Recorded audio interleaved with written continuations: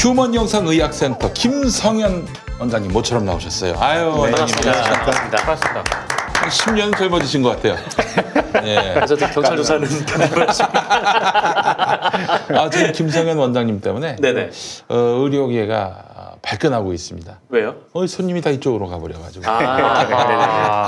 아니 고비용에다가 얼마나 많이 크게 절개합니까? 맞아요. 그래서 여러 가지로 그동안 불편했는데 그럼 새로운 구세주가 나타나셨어요. 예, 그렇습니다. 자, 이미 여러 번 소개해드렸지만은 오늘 처음 보시는 분들을 위해서 원장님 소개해드리겠습니다. 전 서울대학교 의과대학 영상의학과 교수, 네. 전 분당 서울대병원 교수, 전 삼성 서울병원 영상의학과 전임의 이렇게 역임하셨는데 순서가 어떻게 됩니까? 전임의가 먼저죠. 전임의가 먼저. 그렇죠. 하고 분당 서울대병원 그리고 서울대 의대 영상의학과 교수. 예, 어쩐지 점점 순서가 바뀌어가지고 아니 이분이 점점 이렇게 활동폭이 좁아지는가 했습니다. 예, 그래요. 강등. 그 좌천당하셨나? 백이종군 하셨나? 백이종군. 자, 그래요. 전임의는 정말 백이종군이. 네, 그렇죠. 병원의 꾸준히 일 다 하는. 예. 언제 처음 이렇게 전임의 시작하셨습니까? 저희가 전임의 한 게 2000년도에 전임의. 그러시구나. 아이고, 거의 20년 전 이야기가 되버렸네요. 이게 이제 전문의 따고, 근데 추가적으로 자기의 이제 세부 전공을 전공하기 위해서 2년 더 하는 스케줄이거든요. 그렇죠. 예. 군대 갔다 와서 이제 한 거죠. 그러셨구나. 의외로 그 나이가 많이 있진 않으신 것 같아요, 우리 원장님. 나이 많다 그러면 좀 섭섭하죠. 그렇죠. 아직은. 예. 그러시군요. 혹시 몇 년생이신지? 66년생. 66년생. 저기 뭐야? 66년생이면은 제가 김어준 총수랑 아마 동갑일걸요? 아니, 김어준은 68이고 68이에요? 예, 저기 이재용도 68인가 그래요. 네. 저 양반이네. 표창원 의원하고 같은 나이시겠네요. 표창원 의원. 네. 김어준 총수 옛날에 만났을 때 동갑인 척 맘먹던데. 그 인간이 아무나 맘먹죠. 아무나 맘먹어요. 속으셨네. 네. 가수 이승환 씨랑 같은 나이시죠. 그러네요. 네. 아유. 그러면 이승환 씨랑 비교하면 너무 그렇잖아. 예. 아니 뭐가요? 묻지 않다고 생각됩니다만. 그러면 어린 왕자. 네. 우리 원장님은 어린 척하는 어린 척하시는. 네, 그렇습니다. 자, 우리 휴먼 영상의학센터 김성현 원장님. 그 휴먼 영상의학센터의 새로운 치료법에 대해서 소개한 다음 정말 많은 문의가 있었다고 들었습니다. 환자들한테 받으신 질문 중에서 가장 많은 질문이 뭐였습니까? 저희가 이제 그 김영민 브리핑에서 이 전립선 시술을 소개한 다음에 굉장히 많은 환자분들이 오셨어요. 예. 오늘은 이제 지난 한 6개월 정도 이제 그 저희가 했던 거에 성적을 좀 말씀을 드리려고. 좋습니다. 예. 그리고 이제 환자분들이 오셔가지고 이제 궁금해하시는 게 있습니다. 그 전립선 비대증이라는 게 이제 소변 증상을 주로 이제 만드는 밤에 소변 많이 마렵고 소변 참기 어렵고 좀 뭐 소변이 조금 새기도 하고 뭐 여러 가지 증상들이 있는데 그거를 이제 전립선 동맥이라는 걸 막아서 아주 간편하게 이제 치료하는 방법이고요. 오셔서 이제 소개를 듣고 오셔서 제일 먼저 이제 물어보시는 거는 주로는 이제 전립선이 위치가 이제 방광 바로 밑에 있다 보니 그러니까 성기능 장애가 중요합니다. 그거. 되게 이제 전립선 수술하러 가면 성기능 장애를 이제 부작용으로 말씀을 많이 하시거든요. 치료를 할 때, 수술을 했을 때. 근데 이제 저희한테 물어보는 게 이제 그게 굉장히 많은 질문 중에 하나인데, 근데 이제 결론을 말씀드리면, 그러니까 성기능 장애는 기본적으로 없습니다. 그러니까 부작용 중에 이제 포함되어 있지 않고, 저희가 논문을 거기에 관련된 논문을 한 3개 정도 이제 찾을 수 있는데 그 중에 하나는 좋아진다고 얘기하는 논문도 있어요. 그래요? 2개는 변화 없다. 하나는 좋아진다. 좋아진다 오히려. 또 그게 어떤 뭐 심리적 효과까지도 있을 거예요. 그러니까 이제 그동안은 그쪽 부위가 많이 좀 통증 있고 하니까 통증도 있고 뭐 이렇게 자랑스러운 부위는 아니었었어요. 안 좋았으니까. 그런데 이제 자신감이 생긴 거지. 그래서 성기능이 뭐 더 강화됐다. 강화됐다는 논문도 있는데 이제 셋 중에 2개는 변화 없다. 하나는 강화됐다. 이렇게 얘기하니까 대강 나빠지지는 않는다. 이쯤으로 판단하시면 좋을 것 같습니다. 예. 그런 논문을 할 때 실험은 어떻게 진행이 됩니까? 되게 이제 인터뷰를 하죠. 그러니까 하고 나서 이제 괜찮으신 거 이렇게 설문지를 만들어서. 그러니까 뭐 임상 실험을 하겠어? 혹시 뻥카가 있다거나 그러진 않지. 그러지 않겠죠. 네. 근데 그런 식으로 이제 그 연구를 해서 발표한 논문들이 그렇게 얘기하면 대강 평균적으로 이제 판단하시는 게 가장 이제 정상적일 것 같고요. 두 번째 이제 자주 하는 질문은 전립선도 장기인데 몸 안에 장기인데 동맥을 막으면 그게 이제 그 전립선이 완전히 없어지는 거 아니냐, 동맥을 진짜 막는 거냐, 뭐 이런 거를 이제 질문 많이 하시는데. 전립선 동맥을 막는다고 해서 전립선이 없어지지는 않습니다. 그러니까 전립선은 꼭 전립선 동맥뿐만 아니라 그 주변에 있는 혈관으로부터도 영향을 받기 때문에 단지 받아오는 영양분과 산소의 양이 줄어들 뿐이지 전립선 동맥을 막는다고 해서 전립선이 녹아 없어지거나 완전히 없어지지 않고요.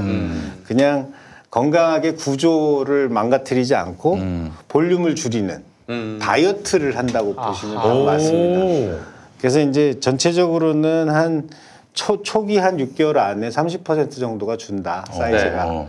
근데 되게 한 10%만 줄어도 증상 확 좋아지거든요. 근데 이제 그 30% 정도 줄면 거의 증상이 없어지는 그런 치료 효과를 갖고 있는 거고요.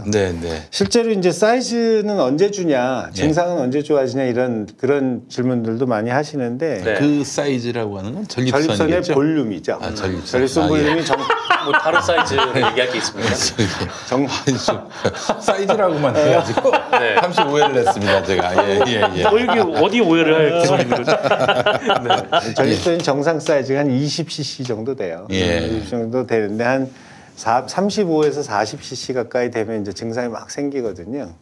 근데 이제 언제부터 주냐면 전립선 동맥을 막으면 일단은 밥을 굶게 되기 때문에 애들이 좀 이렇게 싸나워져요. 그래서 부어요.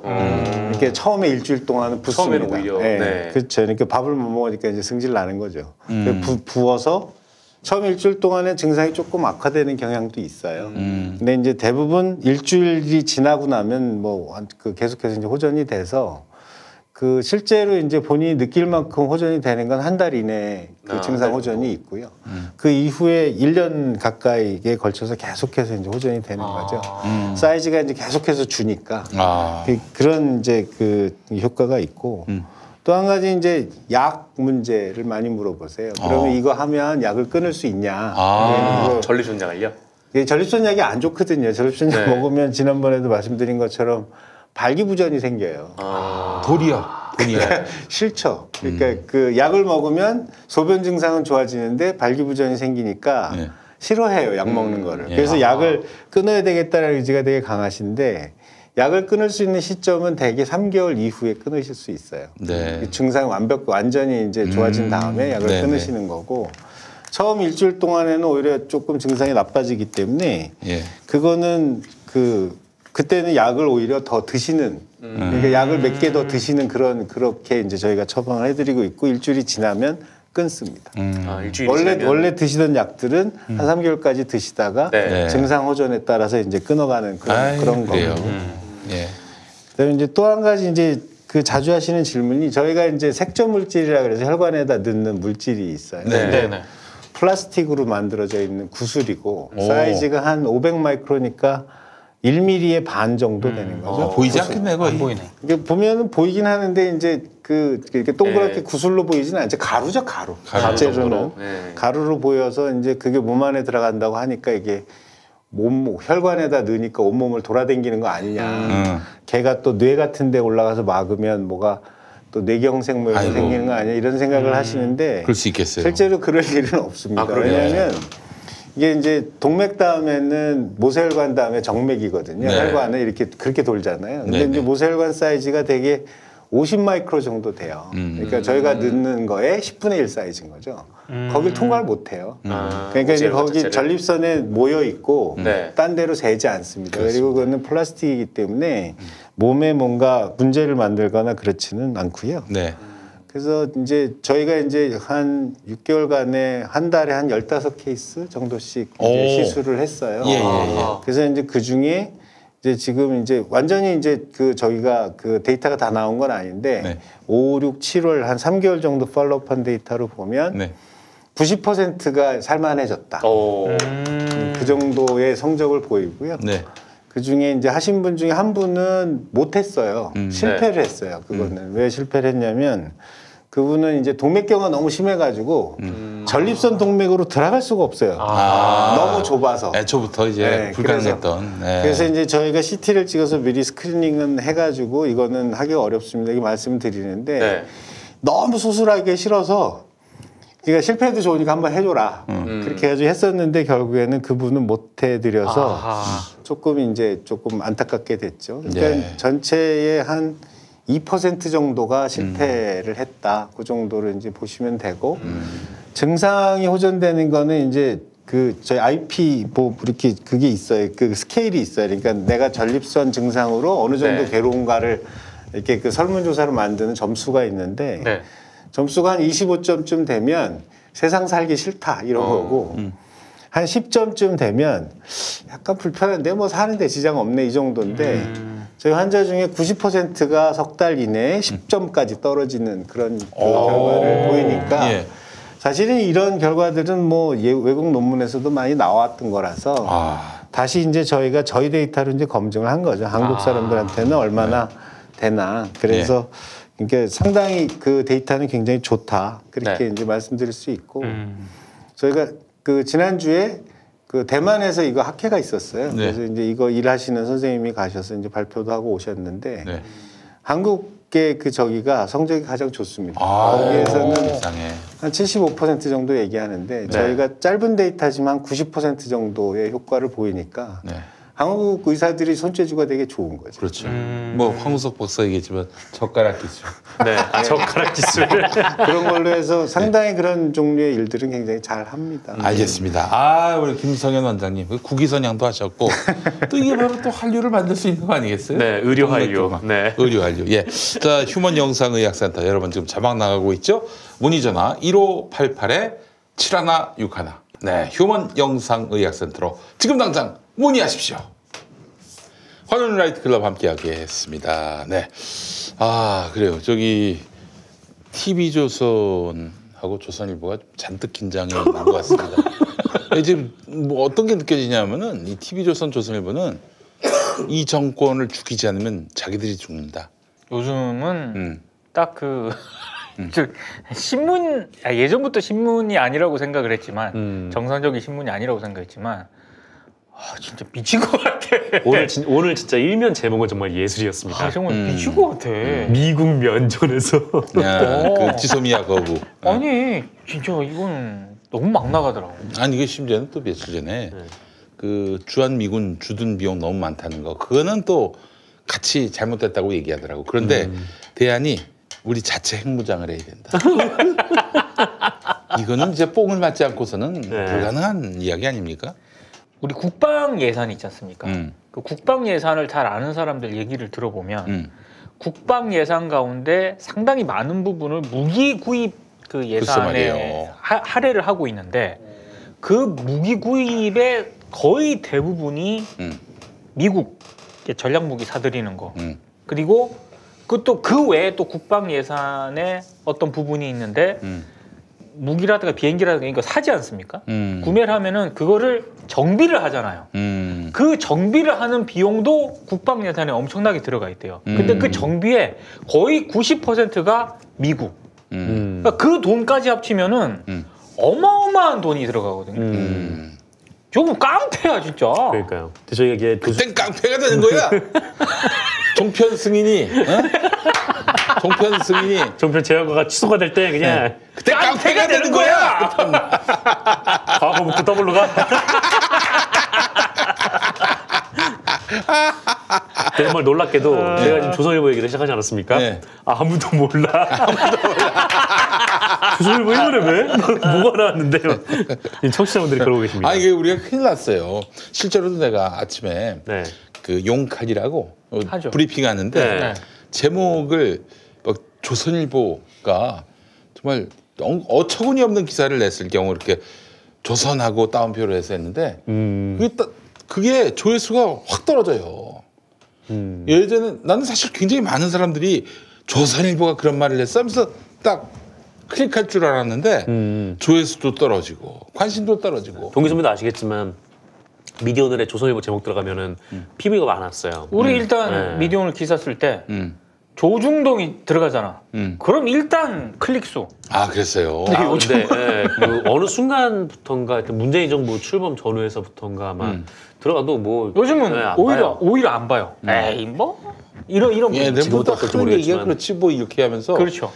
이러면 좀 우리 전략이 굉장히 큰 차질을 빚는 거 아닙니까? 우리 이제 뭐 먹고 살아요? 여러분 좀 조선일보 좀 봐주세요. 좀 부탁합니다. 좀 같이 분노할 포인트 좀 찾아가 봅시다. 그걸 안 봐요 왜? 좀 봐줘 좀. 그러니까요. 이런 부탁을 하고 싶을 지경인 거예요. 예. 그리고 이번에 그 TV조선에서 이제 유시민 작가가 KBS랑 5천만 원 출연료 계약했다 이렇게 했는데 그것도 이제 바로 뻥으로 들어가지고 그것도 인용 보도한 데가 있어. 예, 많죠. TV조선이 이렇게 보도를 했으니까. 아니 근데 그렇다 하더라도 TV조선이 만약에 그렇게 보도를 했으면은 최소한 KBS 쪽이나 유시민 이사장한테나 뭔가 확인을 해서 입장을 들어봐야 될 거 아닙니까? KBS도 확인 안 해본 거예요. KBS도 확인을 안 했잖아. 그 확인하면은 반박이 되니까 기사가 못 나와. 그 물탄 기사가 나오는 건데 누가 좋아하겠어? 그러니까 애들은 이미 진실 사실에 별 관심이 없는 거고 행여나 자기들이 잡은 야마에 다른 견해가 섞여 들어가면은 그 농도가 약해진다. 이렇게 판단이 돼가지고 도리어 반론 기사를 아예 싣질 않아요. 아니 근데 무슨 우리가 봤을 때는 정상적인 신문이라고 생각을 안 하지만 한국 ABC 협회 기준으로 봤을 때 조중동, 특히 조선중앙 같은 경우에는 1, 2위지 않습니까? 그렇죠. 발행부수로만 따지면. 그리고 역사도 오래됐고. 그러면 일단 무슨 정파적 시각, 뭐 논조 이런 걸 떠나서 이번에 중앙일보가 저널리즘 토크쇼 제이 또 비난하는 기사를 썼잖아요. 여의도 연구원 그 자료 받아가지고 그 보고서의 결론이 프로그램 폐지야, 폐지. 그 정도 결론을 낸 보고서를 그냥 무작정 인용을 하면서 보도를 한다면은 당연히 이건 뭐 팩트 체크 이걸 떠나서 반론 차원에서 얘기를 들어야 되거든요. 그렇죠. 저리톡한테 얘기를 들어야 되잖아. 네. 없어. 무슨 뭐 발행부수 ABC 발행부수 1, 2위가 역사와 전통을 자랑하는 뭘 다 떠나서 이건 ABC가 안 된 거죠 한마디로. ABC 협회 1, 2위인데 ABC가 안 됐어. 그리고 이제 그 조국 장관 이제 수사가 시작이 되니까 또 시작이 됐는데 그 뭐죠? 이 조선일보가 한 며칠 계속 그거 가지고 썼어요. 그러니까 면회 특혜? 맞아. 그 조국 전 장관이 정경심 교수를 면회를 하는데 이건 특혜다. 공범 사이에 이렇게 면회를 하는 일이 없다. 딱 이렇게 얘기했는데 이 새끼들 웃기네. 아니 그러면 저기 뭐야? 부부 사이에 면회도 하지 말아야 된다? 아니 근데 이게 뭐 그러면 씨발 저 조국 구속시키면 되겠네. 왜 조국 구속을 못해? 검찰이 그렇게 결국에는 이 최종적인 그 진범은 바로 조국이라고 여기고 있는데 잘 됐네. 그렇죠. 그러니까 어차피 검찰이 지금 뭐 공범 관계를 파악을 하고 있으니까 이 공범 관계에서는 면회를 하게 되면은 검찰이 그거를 그 내용을 보거든요. 근데 실제로 그 전차를 준수를 하고 있어요. 그 조선일보 기사도 그게 나와 있어요. 그러니까 조국 전 장관하고 정경심 교수 면회를 할 때는 뭐 어떤 내용으로 대화를 했는지 다 이게 기록을 해서 이제 검찰에 넘기고 있다 이렇게 다 절차대로 하고 있다는 걸 자기들이 다 써놓고. 그러니까 이제 여러분 저기 그 구치소 면회 가보신 분들은 알겠지만 교도소 면회 가보신 분들은 알겠지만은 그거 아주 삼엄합니다. 들어갈 때 먼저 주민증과 함께 신청서를 내요. 그럼요. 그럼 거기서 거릴 때도 있어. 당신 여차여차해서 면회하면 안 돼 하면서 킬시킬 수도 있어. 그러니까 그래서 됐다? 뭐 1시간 정도 기다렸다가 이제 순번대로 들어갑니다. 들어갈 때 입구에서 휴대전화를 갖고 가면 삐 소리가 나요. 나도 이제 얼마 전에 갔다가 이게 이 휴대전화는 내가 저기다 놨지 보관소에다가. 네네. 근데 그 저기 건전지 하나 남는 거 이 주머니에 있는 줄도 모르고 갔다 삐 걸렸네. 하여튼 이게 다 걸려. 다 반납을 해야 됩니다. 그래놓고 들어가서 대화를 나누면요.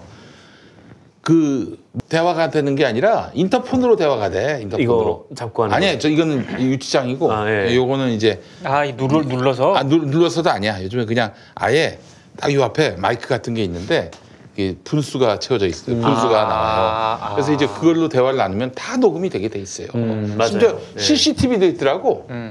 맞아요. 그렇게 다 그렇게 돼 있는데 근데 조선일보가 이거를 뭐라고 했냐면은 그렇게 절차대로 다 하고 있는데 근데 두 사람이 어떤 사인을 주고받아서 이제 공범을 그 증거를 인멸할 가능성이 있다라고 주장하는 거예요. 교도관들이 보고 있는데 앞에서 계속 이거야? 아니 교도관은 없어. 교도관은 없기도 한데 CCTV가 이렇게 보고 있는데 CCTV가 다 보고 있어. 그래도 조국이 갔다 안 보겠어? 다 보지. 클로즈업해서 볼 걸? 그럼. 그러니까요.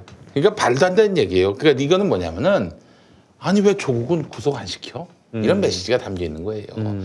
조국 이러다가 증거인멸하겠네. 구속시켜야지. 이런 여론을 만들기 위한 거야. 야 이씨 근데 누가 요즘 조선일보 보냐? 우리가 이렇게 해설해 주니까 사람들이 그런 기사가 실렸구나 이러지. 야 고마워할 줄 알아야 돼 조선일보. 야, 우리한테 구독비를 내라. 구독비를 내라. 구독비를 내라. 조중동이. 네, 조중동이.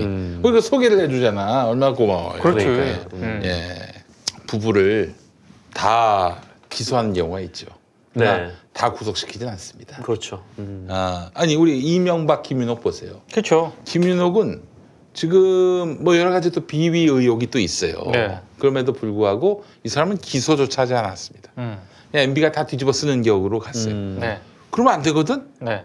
그게 진짜 문제라면은 김윤옥도 감옥 가야 돼요. 어찌 보면은 김윤옥이 진짜 감옥 가야 돼. 그 혐의가 많아요. 계속 해보세요. 혐의는 제가 갑자기 기억이 안 나서 검색을 해볼 테니까. 아니 그리고 이제 이명박도 지금 사실 뭐 반자유의 몸이 되지 않았습니까? 그렇지. 네. 뭐 이거 여기저기 잘 다니시더만. 그리고 사실 특혜로 따지면은 조국 전 장관 이 정도 가지고 특혜 운운할 거면은 지금 박근혜 씨 있지 않습니까? 예? 그 정도 50견 가지고 지금 아니 그 두 주면 된대요. 아니 그러니까 두 주면 돼. 지금 한 달 지나지 않았나? 한 달이 뭐야? 두 달째인데 네, 그렇죠. 이거야말로 특혜 중에 특혜 오브 더 특혜지 이게. 여기에 대해서는 말이야 찍소리도 안 하고 말이야. 지금 김윤옥 씨 같은 경우도 불법 자금 수수 과정에서 연루가 됐어요. 그 김윤옥은 2007년 1월부터 2008년 1월까지 당선된 시점 이후까지 이팔성 씨라고 우리금융지주 회장 나중에 우리금융지주 회장이 되죠. 이 사람한테 4차례에 걸쳐서 현금 3억 5천만 원과 의료 1,230만 원을 이명박에게 건넸는데 관여한 혐의를 받고 있어요. 네. 예. 그리고 이팔성 씨로부터 현금 1억이 담긴 명품 가방을 건네봤는데 사위인 이상주 삼성전자 전무와 함께 관여한 혐의도 있어요. 이게 기본적으로 기소돼서 재판받아야죠. 근데 기소도 안 됐어요. 또 국정원에서 청와대로 건네진 10만 달러, 1억 사용과 관련해서도 연루 의혹을 받고 있어요. 그러나 이 역시도 기소가 안 됐죠. 기소도 안 됐어요. 아니 조국은 지금 직접적인 관여 증거가 없는데 그럼에도 불구하고 정경심 배우로 이렇게 지목받았지만 근거는 없는데 근데 지금 뭐 범죄 혐의가 아무것도 드러난 것도 없고 단서조차 없는 상황에서 조국하고 정경심하고 공범인데 서로 입 맞출 수 있다. 이게 발이 되는 소리랍니까 이게? 이게 한마디로 얘기해서 마타도어예요. 아니, 그리고 솔직히 조국 전 장관에 대한 수사를 반부패 수사부가 집중하느라 삼성바이오 분식회계 사건이라든가 이런 거 집중을 못 해가지고 계속 지금 그게 손을 사실상 놓고 있는 상태라고 하거든요. 네. 이게 뭐 하는 짓이냐고 이게. 지금 정말로 검찰이 집중해야 될 사안이 조국 전 장관과 관련된 이런 정경심 교수와 관련된 그런 것들인가. 그 전까지 굉장히 속도감 있게 진행이 되어 왔었는데 조국 전 장관 이른바 사태가 터지면서 반부패 수사 특히 4부 같은 경우에는 삼성바이오 분식회계에 사실상 그 전담을 해왔었는데 사모펀드 그쪽으로 지금 수사 인력을 갖다가 배치를 하는 바람에 삼성바이오 분식회계 사건이 지금 완전 홀딩 상태라는 거예요. 이거는 정말 전후 앞뒤가 완전히 바뀐 거죠 지금. 뭐 하는 거냐는 거지 지금.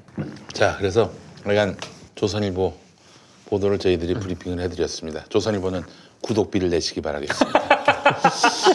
나경원 관련해서 지금 스트레이트가 보도한 내용이 나왔는데 나경원 아들이 미국에서 중고등학교를 나왔고 현재 예일대에서 재학 중인데 고등학생 때 엄마 도움으로 서울대 실험실을 빌려 쓰고 학술 포스터에 저자로 등재돼서 논란이 있었잖아요. 거기까지 보도가 됐죠. 그런데 이 실험실에서 진행했던 또 다른 연구 포스터에도 나경원 아들이 이름을 올린 것으로 확인됐는데 이 과정에서도 갖가지 의혹이 제기된 건데 아하. 연구에 참여할 자격부터 연구 윤리까지 위반한 것으로 드러났다는 겁니다. 뭐 요약하자면 이런 건데 고등학생이 수행할 수 있는 수준의 연구가 아니라는 거예요. 그 검찰 우리 윤석열 형님 털어야 되지 않겠습니까? 이거는 조국 딸보다도 훨씬 더 명증하고 훨씬 심각한 사안입니다. 근데 이걸 그냥 넘어가. 그리고 한 70명 수사 인력 투입하면 요거는 금방 잡힐 것 같은데. 요 정도는 금방 잡습니다. 어려운 일이 아니야. 물론 이제 예일대라는 학교가 얼마나 협조하느냐 이것이 관건이긴 하겠지만은 서울대에서 실험한 것만 털어도 그렇죠. 충분히 범죄 단서 잡아낼 수 있을 겁니다. 그리고 또 그것뿐입니까? 자기 딸 성신여대 들어갔을 때 그때의 그 특혜 과정에 있어서도 교직원들이 다 알았대요. 나경원 딸이 이번에 지원한다고. 아하. 이것도 그러니까, 열심히 이건 성신여대만 제대로 털면은 다 나와요. 예. 안 해서 그렇지 수사하면 다 나옵니다. 네. 예. 게다가 또 지금 나경원 같은 경우는 패스트트랙 건 때문에 정치적 입지가 좁아졌어요. 그렇죠.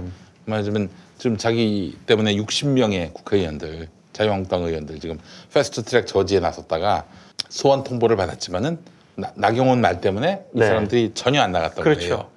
거예요. 나경원 나가가지고 내가 다 시킨 거다. 나한테 다 책임을 물어라. 네. 이래야 마땅합니다. 이래야 마땅해요.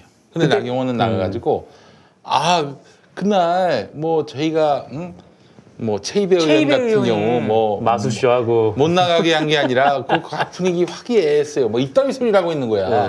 그럼 결국 마가선 의원들 최이배 의원을 물리력을 동원해서 못 나오게 한 사람들한테는 책임을 다 뒤집어 씌운 거예요.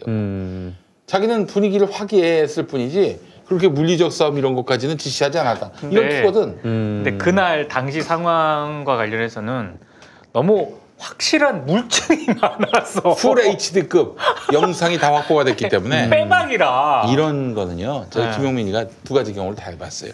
완전히 아무 잘못도 없는데 그 이제 검찰 수사를 받게 된 경우와 네. 잘못한 게 있어. 네. 그럼에도 불구하고 끝까지 검찰 수사를 안 받은 거. 요 하나 설명을 하자면은 하나는 나경원 쪽에서 날 고발한 거예요. 나경원이 이제 서울 중구 국회의원이었잖아요. 네. 중구청장을 자기가 공천줘서 당선시켰어. 근데 이 중구청장이 호남 출신 사무관들을 딴 구청으로 전출해버렸네. 네. 근데 그 관계에서 취재해가지고 보도를 했다가 나경원 쪽에서 고발했어요. 네. 나가서 이제 얘기했지. 묵비권 행사했어. 난 전혀 잘못이 없어요. 뭐 없는 사실을 만들어낸 것도 아니고 있는 그대로 그 증언을 내보냈을 뿐이니까. 결국 나가서 묵비권 행사했는데 그냥 불기소로 끝났어요. 자, 근데 이제 이게 첫 번째 건이고 두 번째 건은 뭐냐? 이제 부디 좆가세요 사건인데 내가 검찰 수사에 전혀 협조하지 않았어요. 경찰 수사도 협조하지 않았고 그래서 길거리에서 붙잡혀가지고 그 사건 지명 통보를 당한 일까지도 있었는데 절대 안 나갔지. 검찰이 괘씸해서 약식 기소할 수 있었는데 정식 기소해가지고 1심 갔더니 벌금 100만 원형이 나온 거야. 네. 벌금 100만 원형이 2심 가서 제대로 재판을 했지. 잘못했다고 했고. 네. 그러니까 뭔가 잘못한 건수가 있어. 그러면 검찰 조사에 협조하는 것이 옳습니다. 그렇죠. 거기 나가서 묵비권 행사하더라도 검찰 나가야 돼. 나는 끝까지 안 나갔거든. 뭐 결국 20만 원 기소 선고 유예로 끝났지만은 굉장히 좀 재판이 힘들었어요. 그러나 이 첫 번째 거는 누가 봐도 명백하게 나의 죄가 무죄야. 그 정치적 수사야. 네. 뭐 무조건 검찰은 나갔는데 묵비권 행사했지. 그러니까 중요한 건 뭐냐면 죄가 있든 없든 일단 검찰에 나가야 돼요. 그렇죠. 근데 지금 나가지도 않았단 말이야. 이러면 법원이 어떻게 판단하느냐. 난 저기 부디 족가세요 사건인데 검찰 안 나가도 나의 그 잘못과 네. 뭐 문제가 있다면은 법정 가서 호소하면 된다. 이 마음으로 안 나갔어요 검찰에. 전략상 안 좋대. 그러니까 일단은 검찰 나가서 묵비권을 행사하더라도 나가야 돼. 근데 안 나간 거야. 그래서 그 판사까지 날 괘씸하게 여길 줄은 꿈에도 못했던 거지. 근데 지금 자유한국당 의원들은 검찰 수사도 안 받고 있어요. 그러니까 지금 의원들이 다 답답해하는 거야. 나경원, 황교안이 자기들이 책임진다고 그러는데 책임지는 게 뭔가 봤더니 저거야. 공천 받을 때 가산점 주는 거 말고는 없는 거야. 아니 그거는 의미가 없지. 나중에 당선돼서 무효가 되면 끝나는 건데. 어떻게 할 건데? 그러니까 지금 나경원은 못 믿겠다. 그 분위기가 지금 팽배하다는 거야. 아니 근데 나는 그게 진짜 상식적으로 잘 이해가 안 가는 게 나경원 원내대표 같은 경우에는 이 사람 법조인 출신이잖아요. 네, 판사 출신이기 때문에 어떻게 하면은 이게 자기한테 불리하게 적용되는지를 너무나도 잘 알거든요. 근데 이렇게 전략을 짠 걸 수도 있고 아예 뭐 안 짠 걸 수도 있지만 김용민 선수나 뭐 정성훈 선수 나도 알지 않습니까? 뭐 저기 검경 조사 받을 때 변호사한테 물어보거든요. 네. 딱 변호사는 그렇게 얘기합니다. 일단 조사는 일정 잡아서 나가는 게 무조건 좋다. 네. 나가서 뭐 묵비권을 행사를 하든 뭐 굉장히 뭐 공세적으로 대응을 하든 이거는 뭐 그 전략에 따라서 다르겠지만 안 나가면 불리하다는 거야. 불리하다. 나중에 재판 가면 굉장히 불리하대요. 그래서 뭐 나조차도 이 정도는 알고 있는데 버팅기다가 지금 이렇게 나왔잖아요. 이거 전혀 도움 안 됩니다. 근데 뭐 이미 했을 때부터 외통수긴 했어요. 근데 사실 뭐 나경원이 나가가지고 우리 의원들은 잘못 알아줬습니다. 다 제가 시킨 겁니다. 하면은 그럼 조폭 대장이 우리 애들 건들지 마서 나만 들어갈 테니 하면은 안 잡아갑니까? 그러면 검찰이 다 잡아가죠. 네, 이러진 않습니다. 아니 그것도 국회의원쯤 되면은 그게 시킨다고 합니까? 그러니까요. 그 나경원 따위가 이렇게 시킨다고 해요? 그건 아니지. 그건 면책도 되지 않지만 그래도 국회의원들 앞에서는 자기 믿고 검찰 경찰 안 나가는 의원들 앞에서는 그래도 적어도 이 모습은 보여줘야 되잖아. 자기가 그쵸. 시켜서 이 사람들 저기 그렇게 패스트트랙 저지했고 또 검찰도 안 나온 것이다. 내가 저기 나가지 말라고 그래서 안 나온 거고 나가는 사람들 내가 공천 때 불이익 준다라고 얘기했다. 나한테 다 뒤집어 씌워라. 최소한 이 말은 해줘야지. 그렇죠. 그게 사실이 아니더라도 그게 나중에 자기한테 다 책임으로 전가된다 하더라도 그게 리더 아니에요? 근데 지금 이거 뭐야 이게? 이렇게 되면 12월에 나경원 대표가 날아갈 수도 있게 생겼는데. 날아가게 될 거예요. 네. 이제 황교안하고도 사이가 안 좋아서 날아가게 될 확률이 많은데. 그리고 지금 불을 지른 의원이 있지 않습니까? 누구요? 김세현 의원. 네, 굉장히 입지가 더 좁아졌죠 지금. 나경원은 나갈 생각이 없어 보이던데 내년 총선 때까지. 하여튼 나경원은 틀림없이 저기 내년 총선에서 당선될 가능성이 높아요. 네. 혼자만 당선되는 거지. 자기 따랐던 60명 싹 다 그냥 굉장히 곤욕을 치르고 말이죠. 곤욕 치르고. 네. 그래서 하여튼 재밌을 겁니다 앞으로. 나경원이란 정치인 쫓아갔다가 무슨 꼴을 당하는지 60명이 경험을 해봐야 돼요. 예, 알겠습니다. 자 오늘 좀 서설이 길었는데 어떤 이야기 준비하셨어요? 오늘 그 최근 들어서 그 뉴스타파라든가 오마이뉴스 이런 데서 이제 언론 개혁 문제를 그 이슈화를 하더라고요. 전 조금 늦었다는 생각이 좀 들긴 해요. 그러니까 사실 언론 개혁은 많은 분들이 그리고 많은 언론인들이 무의식 중에 이런 생각을 하고 있는 것 같아요. 정권이 바뀌면 정권 차원에서 뭔가 언론 개혁을 확 추진하고 전 정권 차원에서 언론 개혁을 추진하는 거는 별다른 게 없고 그냥 법과 원칙에 따라 그렇죠. 방송사 뭐 종편 같은 경우는 뭐 문제 있으면 그냥 아웃시키고 그러니까 법을 벗어나는 어떤 그런 행위가 있으면은 언론인이건 그게 언론사건 거기에 맞는 대응을 하면 된다고 보거든요. 그게 사실은 그 언론과 국회와 사법부에 대해서는 문재인 정부가 할 수 있는 게 없어요. 없어요. 국민들이 개혁을 그렇죠. 하는 것이죠. 가장 좋은 방법은 이런 건 있죠. 사실 그 행정부가 할 수 있는 일은 종편에게 부여됐던 특혜를 다 회수하면 됩니다. 그러니까요. 그것만 하면 돼. 그거는 특혜는 부당한 거니까. 그렇죠. 그건 뭐 출범 당시부터 논란이 됐던 사안이기 때문에. 그것조차도 안 했어. 그 이제 난 그게 너무 황당한 거예요. 그게. 과기정통부가 뭉개고 있잖아요 지금. 의무전송이라든가 이런 것도 폐기하기로 했는데도 불구하고 그걸 지금 계속 버팅기고 있거든요. 눈치 보고 있다는 생각도 들기도 하고. 아무튼 그 언론개혁 그 얘기를 언론계에서 이제 뉴스타파나 이런 데서 시리즈로 내보내고 있어요. 오마이뉴스도 뭐 인터뷰를 시작을 했더라고요. 조금 늦었다는 생각이 들긴 하는데 어찌됐든 언론계 내부에서 이제 이런 문제를 지금이라도 주목을 하고 있다는 것에 굉장히 의미를 부여를 하면서 제가 관심 있게 봤던 그 사안 중에 하나가 뉴스타파가 지금 시리즈를 하고 있는데 건강기능식품 있지 않습니까? 제가 봤을 때 지금 언론은 나중에 그 주 수입원은 두 가지 패턴으로 확 나뉠 거라고 봐요. 하나는 정부 협찬. 왜냐하면 광고 파이가 점점 전쟁이고 줄어들기 때문에 지금 뭐 덩치 큰 언론사, 특히 지상파라든가 이런 데는 나중에 심각한 어떤 문제에 직면할 가능성이 크다고 봐요. 그러면 이제 그 광고 파이는 점점 줄어들 수밖에 없는 거고 그러면 안정적으로 그 수익을 낼 수 있는 루트는 정부 협찬금, 지원금. 그렇지. 이런 루트가 확실한 루트가 될 거고요. 네. 다른 하나가 요즘 언론사들이 굉장히 많이 하고 있는 기사형 광고. 거의 바터 수준이죠, 이거는. 그 기사형 광고 얘기를 뉴스타파가 조명을 했던데, 야, 이게 난리더만요, 보니까. 건강기능식품을 주로 파는 회사가 있습니다. 네. 뭐 S 회사라고 하겠습니다. 조선일보가 올 들어 지금까지 11월 12일까지 올해 1년 동안 이 S 회사 제품 홍보 기사를 50건 실었어요. 50건이요? 광고가 아니라 홍보 기사. 기사? 50건. 혹시 뭐 PR 페이지 이런 게 붙었습니까? 아니요. 안 붙었어요. 그러면 지명 기사로 나왔어요? 기사 형태로 나간 겁니다. 오, 그러면 사람들은 이걸 기사로 할 거 아니에요? 기사로 알죠. 심지어 무슨 기사냐면 이게 주로 이제 건강기능식품을 파는 데거든요. 그러니까 뭐 혈액순환 잘 되고 뭐 이런 내용이지 않습니까? 그 기사가 혈관 88, 피부 88 뭐 이래가지고 기사를 19개 정도 쓰고 이거 먹으면 또 관절 88 이렇게 해서 17건 이런 식으로 기사를 쓴 거예요. 다 홍보 기사예요. 그러니까 한마디로 이거 먹으면은 심혈관계 질환에 걸리는 걸 막을 수 있다. 이게 왜 그럼 어떤 분 내가 우스갯소리 얘기하니까 어떤 분이 이 얘기하더라고. 야, 니네도 관훈에서 광고하잖아. 우리는 광고를 하지.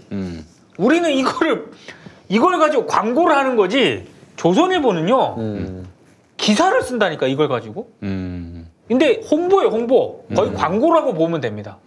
광고와 기사는 분리를 해야 돼. 당연하지. 이렇게 돼 있는데 이건 분리를 안 하고 있다는 거고요.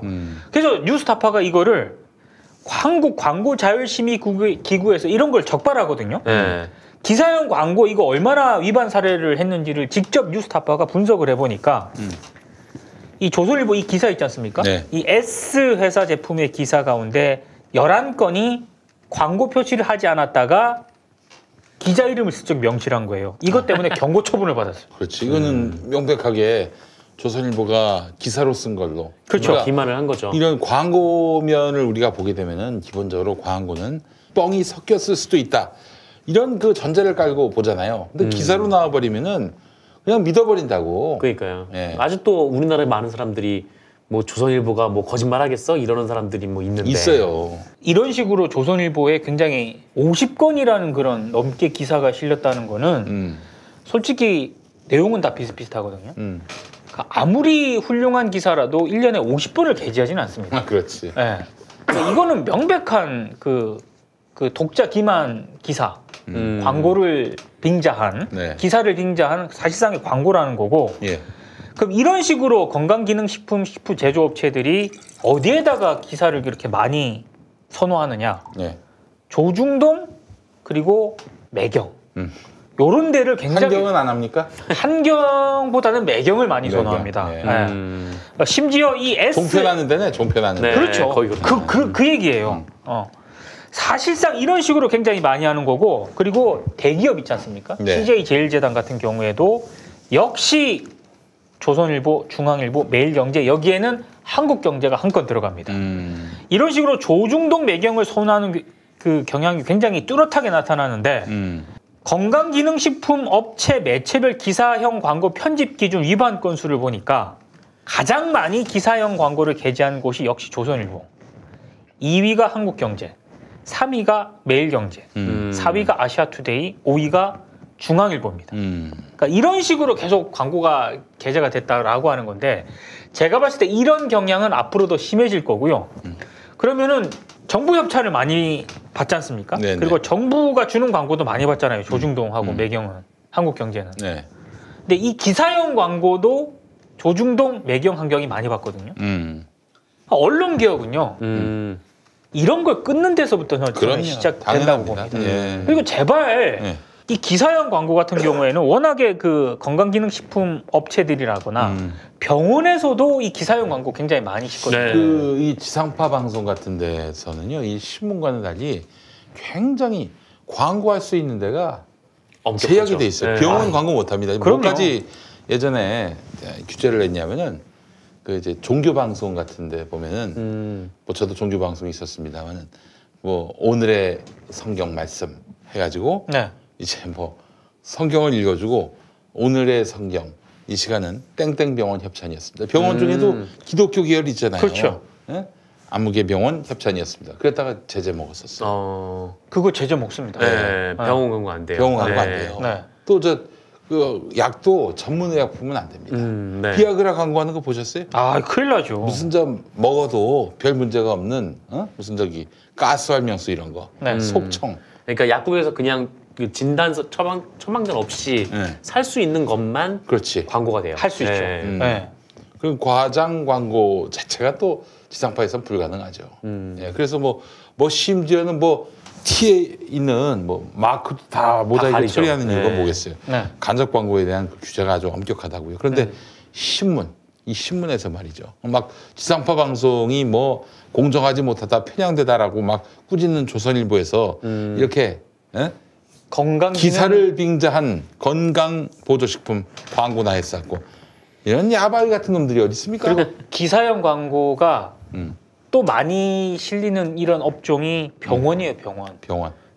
역시 이것도 조중동, 매경, 환경 이런 데서 많이 실어요. 그것도 뭐 그냥 씻진 않지. 우리의 의료 기술이 이제 뭐 한류 상품이 됐다. 맞아요. 나라가 뭐 발전하고 있다 이러면서 이제 슬쩍 거기다가 특히 그렇죠. 뭐 새로운 기술을 활용해서 환자들을 많이 치료해줬다 이런 일방적인 홍보 기사가 그렇지. 꼭 광고거든요. 네. 근데 기사처럼 나가는 거예요. 그것뿐만 아니에요. 뭐까지 나온 줄 아세요? 요즘 하나님의 교회, 네. 맞아. 신천지 이런 네. 거 막 실어줍니다. 네. 왜냐 돈을 주니까. 네. 그게 무슨 뭐 그 종교 단체가 뭐 훌륭해가지고 보도해 주는 줄 아세요? 천만의 말씀. 이 새끼들이 돈을 주니까 하는 거야. 그리고 돈을 주니까 실어준 거야. 별도로 찍어주죠. 별도 추가 발행까지 하는 거죠. 오늘도 길거리 가다가 갑자기 또 신천지가 소개된 중앙일보 기사 가져갔어요. 중앙일보 기사 아니 섹션만 따로 뽑아다가 맞아요. 전득 쌓아놓고 나눠주더라고. 네. 이게 바로 돈 줬으니까 그렇게 기사가 나오는 거예요. 네. 근데 김용민이도 한번 그래볼까? 막말 파문 듣고 제기한 훌륭한 방송인 뭐 해가지고 하나 만들어가지고 조선일보 별지 섹션으로 해가지고 조선일보에 돈을 줘서 네. 그러지 말고 최신 정보를 그냥 이름을 조중동으로 바꾸시죠. 자, 김용민이 조중동에 나왔습니다. 조선중앙동아일보 해가지고 아니 이 사진 있잖아요. 이 사진. 이 사진 쓰면서 별도 섹션에 김용민 회개하다 막 이렇게. 그렇지. 그 요즘 특히 종교단체 기독교계에서 이단이라고 하는 데 있잖아요.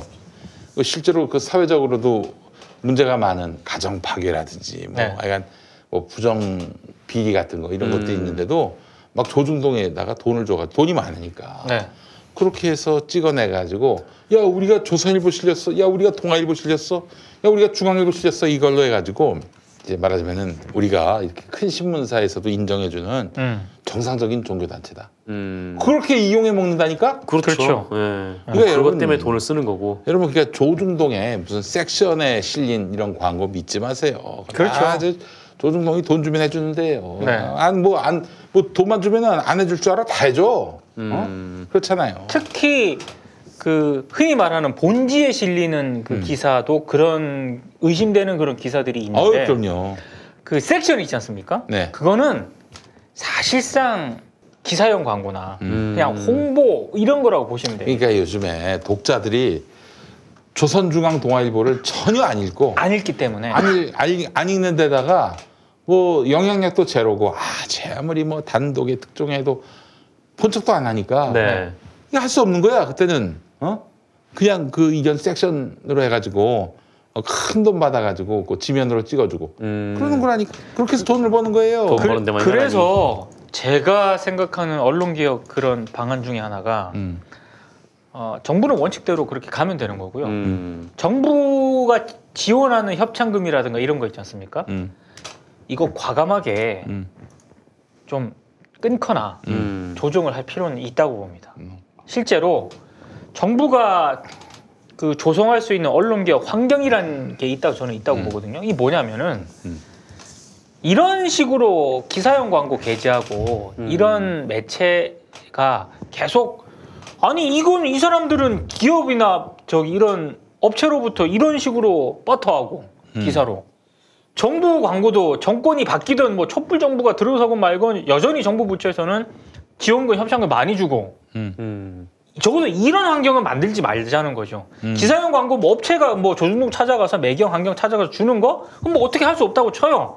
이거는 시민단체들이 자 조중동 매경 이런 데가 이런 매체다라고 이거는 캠페인으로서 정확하게 이 정도 수준밖에 안 되는 언론이다라고 홍보를 하면 되는 거고요. 네. 이거는 정부가 할 수 있는 거는 최소한 이런 매체에다가 정부 지원금이라든가 협찬금은 대폭 줄일 수는 있지 않습니까? 이거를 안 하고 있는 게 저는 굉장히 안타깝고요. 그러면 그 줄인 거 가지고 뭘 하느냐? 얼마든지 좋은 저널리즘을 위해서 애쓰고 있는 작은 매체들, 이런 매체들이 굉장히 많습니다. 새로운 형태의 매체들. 이런데 오히려 지원금을 뭐 기구를 만들어서 지원을 할 수 있게 만든다든가 저는 이런 방식으로 바꿔야 된다라고 보거든요. 근데 여기에 대해서 이게 왜 안 되는가는 저는 이렇게 생각해요. 이런 문제를 딱 컨트롤 타워가 없어요. 이런 부분에 대해서 각 부처에 그냥 자율에 맡기다 보니까 이거 그렇게 맡기면 절대 안 되거든요.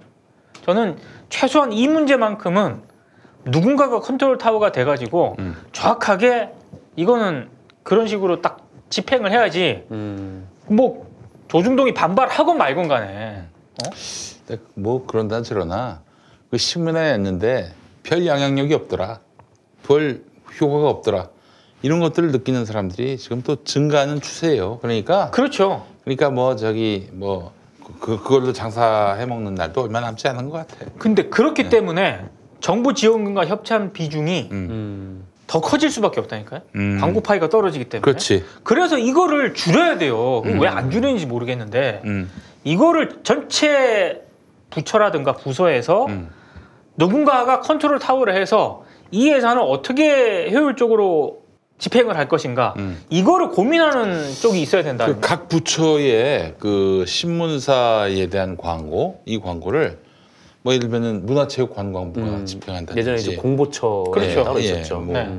그렇게 했으면 좋겠어요. 예, 그렇게 해가지고 일원화를 해가지고 그거를 정부에서 예산을 직접적으로 통제해가지고 가짜 뉴스 많이 내는 신문 그리고 부수 조작하는 신문 이런 데 주지 말고 작은 매체들 있잖아요. 그 강소 매체들 있잖아. 네. 공익적인 매체들 거기들을 중점적으로 도와주는 겁니다. 조중동은 뭐 부자인데 뭐 뭘 도와줄 게 뭐가 있어? 정부 입장에서는 기준 만들기도 굉장히 좋아요. 아까 제가 얘기한 뉴스타파가 보도한 그런 기사형 광고 많이 내보내서 걸린 이런 매체들. 네. 아니 이렇게 이런 거 우리 여기다가 지원 못 준다. 이거 얼마나 근거될 게 많아요. 그렇지. 그리고 방송통신심의위원회라는 여기 뭐 계속 걸리는 매체들 있잖아. 네. 그 연동된 매체들. 이렇게 계속 걸리고 아니, 그러니까 심의 제재 걸리고 이거 우리 못 준다. 기본적으로 이게 저 국민들 세금으로 주는 거예요. 왜 우리는 조선일보, 중앙일보, 동아일보에 우리 세금이 나가는 거 원치 않습니다. 네. 그런데 촛불 정부에서도 그런 쓰레기들한테 광고비를 줘야 돼요. 혈세로. 있을 수 없는 일입니다. 여전히 조중동이 막강한 비중을 차지하고 있거든요. 지금도 1, 2, 3위 1, 2, 3위에요. 하고 있죠. 이거는 저는 아니라고 보는 거죠. 잘못된 겁니다. 네. 예. 아니 뭐 조중동이 매경 뭐 한경 이런데 경제지들이 뭐 대기업 가서 딜하고 뭐 이거는 어떻게 할 수가 없는 거잖아. 네. 걔네들이 뭐 어떻게 하는 거니까. 근데 그거 외에 충분히 그 조중동의 영향력을 약화시킬 수 있는 여러 방안들이 있는데 그걸 효율적으로 대처를 안 하고 있더라고 보니까. 그러니까 지금 이 관료들이 문제예요. 제가 그 얘기를 하고 관료들이 문제예요. 지금 뭐 사실 뭐 문재인 대통령이나 이게 어공늘공 있잖아요. 어쩌다 네. 공무원, 네. 늘 공무원. 어쩌다 공무원들은 당연히 조선일보에 대한 적개심을 갖지. 맞아요. 문제 의식을 갖지. 그동안 계속 가짜 뉴스로 국민들을 혹세무민했으니까 네. 잘 알지 조선일보의 문제점을. 그러나 늘공들은 계속 조선일보 뒷받침해주고 있어요. 늘공들을 제대로 통제해서 야 그딴 신문한테는 주지 마라고 리더십을 발휘하는 거 이게 중요한 거예요. 그거 못한다면은 어공들은 늘공들한테 지금 포위돼 있다. 네. 완전히 고립돼 있다. 이렇게 볼 수밖에 없는 거예요. 아니면 이게 뭐 딱 이제 조중동만 딱 빼고 주면은 이게 뭔가 뭐 정부가 막 차별하는 거 같고 막 이런 시선이 싫다면 네. 그냥 간단하게 ABC 협회를 정확하게 계획해가지고 부수 조사 제대로 해서 부수 뻥튀기 하는 매체들한테는 아주 페널티를 주자고요. 예. 사실은 ABC 협회도 개혁 대상인 거죠. 그러니까 딱 민간 업체 민간 단체 아니에요, 거기? 네. 아니면 MBC 협회 말고 정부가 이거 주도를 해가지고 네. 정말 이 부수가 정확한지 그래서 우리가 집행하는 광고비가 정말 그 많은 국민들한테 닿을 수 있는지 그거에 대해서 되게 간단하거든요. 그러니까 지국 몇 개 정해가지고 걔네들이 제출한 그 지국의 그 부수하고 그냥 기습적으로 들이닥쳐가지고 그 대중만 하면 돼요. 그건 언론 탄압 이러고 할 명분도 되게 없어요. 간단하거든요. 왜냐하면 세금이 집행이 되기 때문에. 그 비슷한 걸 하려고 했던 게 참여정부 때 아닙니까? 맞아요. 네. 신문 유통원을 만들어 가지고 하려고 했었는데. 신문 배달을 그 신문사별로 하는 것이 아니라 신문 유통원이 하는 거야, 공공기관에서. 네. 그러니까 유통에 공공하죠. 그러니까 조선일보가 몇 부 팔리는지 다 거기서 드러납니다. 네. 그것 때문에 이제 목숨 걸고 막았던 거죠. 그럼 그 조중동이 그걸 막았잖아요. 그러니까 뭐 영업 기밀 드러나 이게 영업 비밀 할 게 없지. 아, 영업 기밀이면은 그 부수대로 광고 주라 이런 말도 하지 말아요. 그렇죠. 그렇지. ABC에 신고한 그 부수는 왜 공개해? 그러니까요. 영업 기밀이라면서. 네. 정확하게 부수를 측정을 해서 만약에 조중동에서 이거를 속여가지고 뻥튀기해서 그동안 광고비를 부당 수익을 올렸다라고 하면 그거 싹 좀 환수를 해야죠. 그렇습니다. 그러니까 좀 안타까웠던 것 중에 하나가 뭐 가짜뉴스 대응이라든가 이런 거 다 좋은데 사실은 미리 조금 더 일찍 유통이라든가 이런 식으로 정부 돈이 계속적으로 조중동이라든가 이런 쪽에 너무 그 세금이 막 들어가는 이런 루트를 충분히 효율적으로 차단할 수 있었는데 방치한 측면이 있는 것 같아요. 방치했어. 그러니까 참 이 언론 개혁은 뭐 언론사의 뭐 경영에 간섭해서 혹은 편집에 간섭해서는 할 수가 없지만은 이런 부당 거래 같은 것들은 바로 잡을 수 있어요. 그 신문의 어떤 유통 시장을 정상화시키는 맞아요. 걸로 네. 그것도 충분히 언론 정상화 가능하고요. 종편의 특혜 환수에도 언론 정상화 가능합니다. 쓸 수 있는 수단이 많아요. 근데 그 수단 하나도 안 쓴 거 아닙니까? 그 우선순위에 밀렸거나 아니면 정말 아니 그것만큼 우선순위가 앞선 게 뭐가 있어요? 언론 개혁인데. 나는 그렇게 네. 보고 있는데 그 측면에서는 상당히 안타까운 측면이 있어요. 점점 이 안타까움이 더하더라고요. 그리고 이효성 방송통신위원장 같은 경우 종편 특혜 없애는 거 누가 TV조선을 없애래? 그런 걸 바라는 것도 아니고. 그 기준에 따라서 결정을 하면 되는 거잖아요. 그 어차피 정부가 부여한 특권이거든요. 그러니까요. 정부가 부여한 특권이니까 정부가 회수하면 그만이에요. 네. 네. 근데 이거를 지금 못 하고 있는 거죠. 그러니까 방통위의 그 직원들은 혹시 방통위의 이익을 대변하는 건지 조중동의 이익을 대변한 건지 종편의 이익을 대변한 건지 너무 궁금해집니다. 이 점에서. 누군가 그 방통위에서 종편 특혜를 계속 유지해야 된다. 이렇게 주장하는 놈이 있지 않았겠는가 하는 생각이 들어요. 저는 그 차이라고 보는 거죠. 흔히 말하는 어공들은 뒤를 안 보지 않습니까?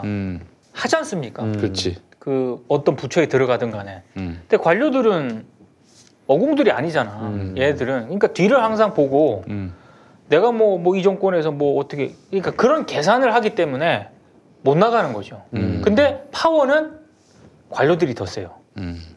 여기에 좀 비극이 있는 것 같아요. 그렇죠. 늘공들은 늘이 있으니까. 네.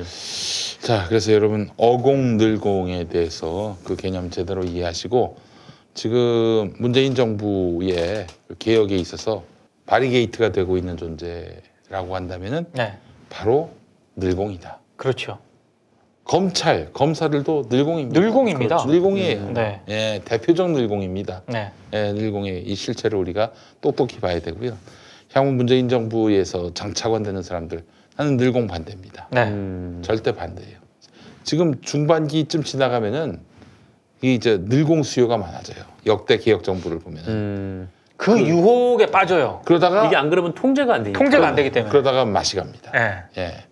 그러니까 지금 사실은 참 문재인 정부는 다행인 게 뭐냐면은 내년 총선이 있습니다. 총선에서 지면 말할 것도 없지만은 크게 승리를 한다면은 다시 정권 중반기 개혁의 동력을 삼을 수가 있는 거예요. 그러니까 지금 우리 국민이 할 수 있는 가장 좋은 개혁의 응원은 이 문재인 정부가 개혁을 선도하고 세상을 바꾸기를 원한다면은 내년 총선에서 문재인 대통령 여당, 정부 여당 여기가 승리해야만 가능한 일이다라는 점을 인식을 해야 됩니다. 늘공을 이제 굴복시키는 거는 이 정권이 계속 갈 거다라는 그렇죠. 외에는 바로 그 지적이에요. 그거 외에는 통제할 방법이 없죠. 그러니까 만약에 총선에서 어중간한 결과가 나오거나 혹은 지면은요 이제 완전히 이제는 늘공판이 되는 거예요. 어공은 이제 완전히 그때부터는 그냥 월급만 받는 거야. 그러니까 늘공들로부터 아이고 뭐 무슨 일을 또 하십니까? 할 거 다 하셨는데 이제 그만합시다. 아마 총선에서 더불어민주당이 승리를 하지 못하면은 주요 부처들의 이니셔티브는 늘공한테 가는 거고요. 그렇지. 그러면 흔히 말하는 문재인 정부에서 그 뭐 장관이 됐든 어공 출신들은 밀려나는 거죠. 밀려나는 거죠. 예, 그리고 결국 그 늘공 때문에 다음 대선은 굉장히 어려운 싸움이 될 것이다. 그렇죠. 예. 늘공이 장악하면 또 지지율이 또 박살이 날 테고. 그렇지. 네. 늘공한테 다 주면은 그 문재인 정부 아니 노무현 정부 부동산 정책이 왜 망했습니까? 늘공한테 다 그 주도권이 넘어가서 그렇게 된 거 아닙니까? 그렇죠. 네. 그러니까 내년 총선이 굉장히 중요해요. 문재인 정부가 주저앉느냐 마느냐 이 문제. 그 걔네들이 지금 문재인 정부 주저앉혀야 된다는 놈들이 얼마나 지금 빨개벗고 반스까지 내리고 뛰고 있잖아요. 네.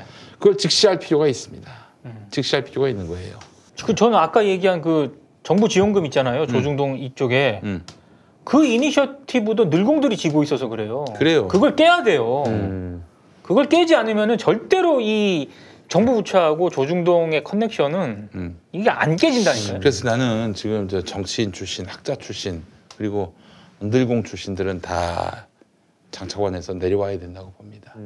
그 사람들은 타협할 수밖에 없는 사람들이고 촛불 정부보다도 자신이 더 중요한 사람들이에요. 기질적으로, 태생적으로. 그렇잖아요. 그리고 항상 보수적인 결정. 문재인 대통령하고 순장이 될 마음을 가진 사람들이 사실은 지금 장차관을 해야 되는 거 아닙니까?